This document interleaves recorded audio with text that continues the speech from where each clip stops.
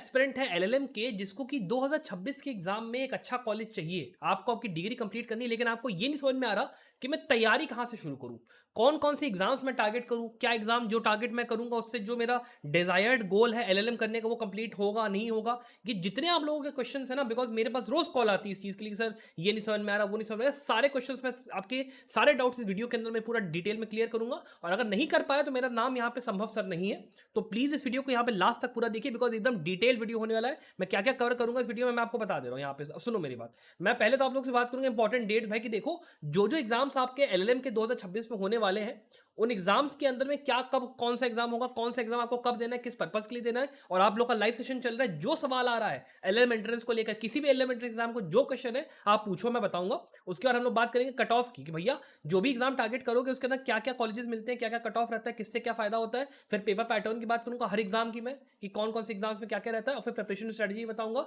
कि ये जो पूरा 2026 का साइकिल होगा ना, मतलब तैयारी अगर अभी अगस्त से शुरू करोगे तो दिसंबर अगले साल पूरा जून तक का पूरा रोड मैप मैं क्लियर करने जा रहा हूं, तो पूरा लाइव तक देखो इसको। अब चलो बात करना शुरू करते हैं कि पहली बार इंपॉर्टेंट डेट यहाँ पे क्या है। तो देखो 2025 का जो आपका साल है ना स्टूडेंट्स, यहां पर जो मेन सबसे दो एग्जाम्स आपके होने वाले हैं, पहला आपका एग्जाम होने वाला है 7 तारीख को यहां पर क्लैट पीजी का। ठीक है, ये जो क्लैट पीजी का एग्जाम है इसके थ्रू आपको जो टॉप के नेशनल यूनिवर्सिटीज होते हैं वो आपको सारे के सारे मिल जाएंगे। और उसके बाद आपका 14th को होने वाला है आपका एलेट पीजी का। ये जो आपका एलेट पीजी का एग्जाम है इसके थ्रू आपको एनएलयू दिल्ली जो होता है आपका नेशनल यूनिवर्सिटी दिल्ली, वो आपको मिलेगा।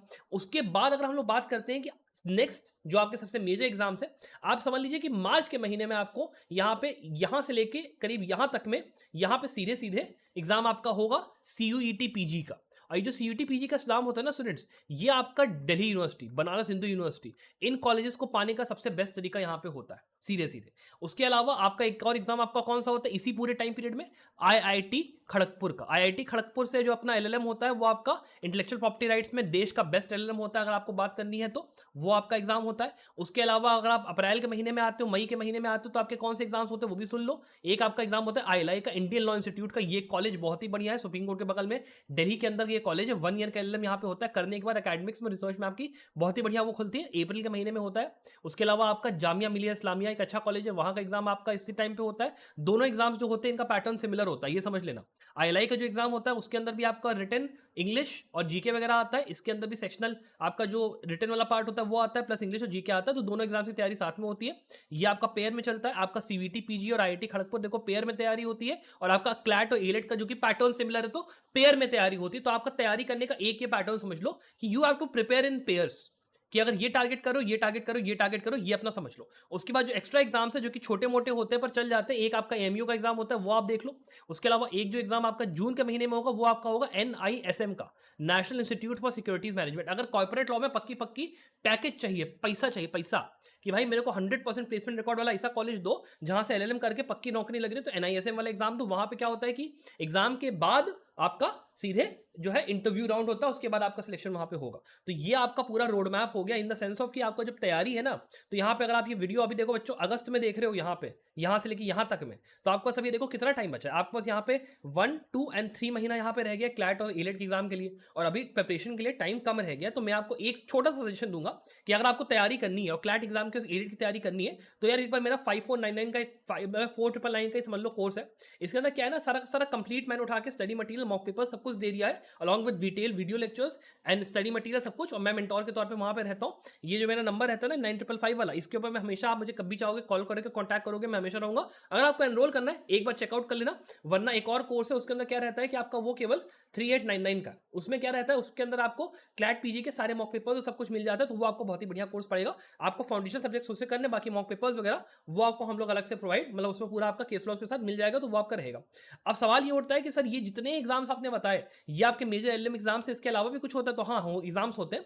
एमएससीटी का एग्जाम एक होता है, वो आपका करीब वही आपका दिसंबर के आसपास में है तो मेरे ख्याल से होगा। उसके अलावा सिम्बाइसिस का एग्जाम भी दिसंबर में ही होगा, तो उसकी तैयारी क्लैट के साथ में आपकी निपट जाएगी। इसके अलावा अगर आप बात करोगे इलाहाबाद यूनिवर्सिटी और लखनऊ यूनिवर्सिटी का जो पेपर होता है वो आपका जुलाई के आसपास होगा, तो वो एकदम लास्ट में होगा कि मतलब कोई कॉलेज ना मिला तो एलयू और एयू के लिए आप तैयारी करोगे। और इन सारी एग्जाम्स की तैयारी अगर आप एक साथ करना चाह रहे हो, साथ में आप ये चाह रहे हो कि सर यूजीसी नेट भी मेरा हो जाए, मेरा यहाँ पे ऑल इंडिया बार का भी तैयारी हो जाए, तो ये जो कोर्स देख रहे हो ना, ये आपका केवल 5999 का स्टूडेंट्स पढ़ेगा। अगर आपको एनरोल करने का मन है तो केवल 5999 का ये आपका कोर्स पड़ेगा। इसके अंदर में सारे के सारे जो आपके सब्जेक्ट्स हैं वो सारे कवर्ड है, along with detail mock papers, everything is done A to Z। तो अगर आपको एनरोल करने का जरा भी मन है इस कोर्स के अंदर में नहीं, तो आप उसको चेकआउट एक बार कर सकते हो। बहुत ही बढ़िया कोर्स आपका रहेगा। अब मेन उस पे आते हैं कि भाई प्रिपरेशन स्ट्रेटजी क्या होने वाली सारे एग्जाम्स की, पूरा बताता हूं। देखो, सुनते जाना, बहुत ध्यान से सुनना, और अगर क्वेश्चन होगा स्टूडेंट्स, हाँ गुड इवनिंग सुहानी आपको भी, कोई क्वेश्चन होगा जरूर से पूछना, बहुत तगड़े मैं आंसर करूंगा। देखो पहले तो क्लैट पीजी और सीवीटी पीजी, एलेट पीजी की बात करें तो इनकी प्रिपरेशन स्ट्रेटजी में क्या होगा। देखो इसके लिए तो मैंने कल ही अभी एक वीडियो बनाया 110 दिन वाला, वो देख लेना, वरना उसका अगर मैं ब्रीफ में बताऊं तो आपको देखो कुछ मेजर सब्जेक्ट्स है जो कि आपको यहाँ पे तैयार करना, जिसमें क्या कॉन्स्टिट्यूशनल लॉ, आपका फैमिली लॉ, उसके बाद आपका यहाँ पे जुरिस्प्रूडेंस, इंटरनेशनल लॉ, उसके बाद आपके जो तीनों क्रिमिनल लॉज है ना, बीएनएस, बीएनएसएस और बीएसए, वो तीनों आपको यहाँ पे कवर करने पड़ेंगे। आपका फिर कंपनी लॉ को यहाँ पे कवर करना पड़ेगा, लॉ ऑफ टॉर्ट्स यहाँ पे कवर करना पड़ेगा, आपका यहाँ पे कॉन्ट्रैक्ट्स आपका आ जाएगा, आपका यहाँ पे उसके अलावा और 2-3 लेबर लॉ ले लो, इन्वायरमेंट लॉ ले लो, ये सारे सब्जेक्ट आपको यहाँ पे कवर करने हैं। ये आपका हो गया। इसके अलावा आपको इसके साथ पता है क्या करना है, आपको इसके साथ में केस लॉज करने, लैंडमार्क केस लॉज करने, रीसेंट केस लॉज करने, और आपका क्लैट के अंदर में जो लैंडमार्क है कम से कम आपको 150, और रीसेंट वाले आपको करीब 200 से लेके 300 करने, वो भी किस साल के, आपके करीब वही 2024 से लेके 2025 तक के, और ये 2017 से लेके 2025 तक की। ये अगर आपने कर लिया तो ये एग्जाम के अंदर में ना, आप अगर बात करो कट ऑफ की, टॉप कॉलेजेस की, मैं टॉप कॉलेजेस की बात कर रहा हूँ, आपको यहाँ पे देखो कम से कम अगर इतना आपने तैयारी कर ली, या फिर अगर मेरे साथ कोर्स में आना है तो आ जाओ, वो आप देख लो, तैयारी अगर आपने कर ली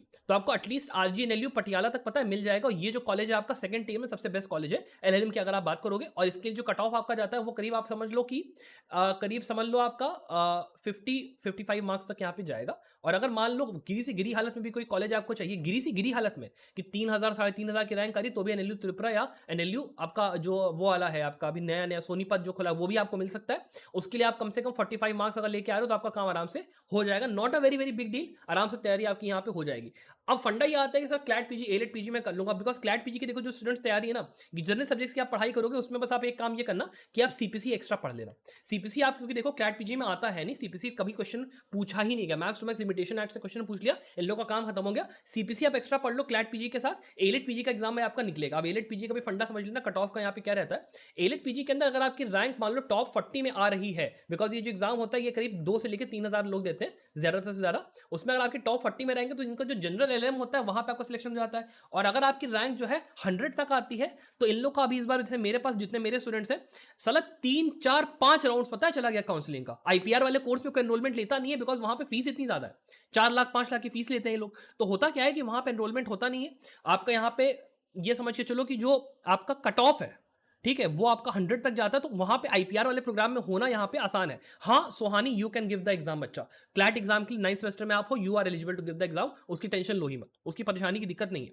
बात मैं कर रहा था एलेट पीजी की, कि साला अगर आपकी रैंक 100 तक भी आती है ना तो NLU दिल्ली का आपको टैग मिलते हुए LLM आपका हो जाएगा, इसका ध्यान रखना। ठीक है, अब ये हो गया तैयारी यहाँ पे कि मान लो आपने एग्जाम अब दिया। अब प्रॉब्लम ये होती है कि मान लो जिस बच्चे का 45 नंबर नहीं आया क्लैट पीजी में या एलेट पीजी में नहीं हुआ, साला वो क्या करेगा। उसके लिए प्रॉब्लम ये होती है कि भाई आपको फिर सीयूईटी का एग्जाम टारगेट करना ही करना है, because CUET is the next exam जहां पे आपको मैक्सिमम नंबर ऑफ कॉलेजेस मिलते हैं। और अगर आप इंद्रप्रस्थ यूनिवर्सिटी की भी बात करोगे तो इंद्रप्रस्थ यूनिवर्सिटी जो आपकी है वो आपका सीवीटी और क्लैट दोनों का स्कोर लेके चलता है।